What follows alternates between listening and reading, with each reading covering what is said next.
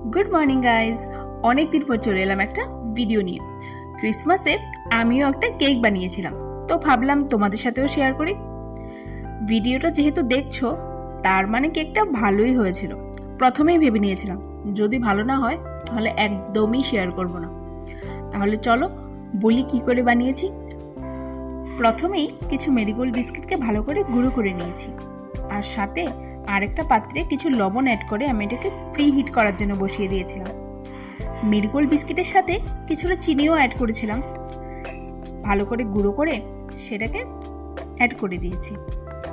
Baking soda এবং baking powder আমি দুটোই অ্যাড করেছিলাম। তারপর অ্যাড করতে হবে দুধটাকে অল্প অল্প করে অ্যাড করে ভালো করে মিশিয়ে নিতে হবে। ব্যাটারটা যখন রেডি হয়ে যাবে তখন একটু সাদা তেল অ্যাড করতে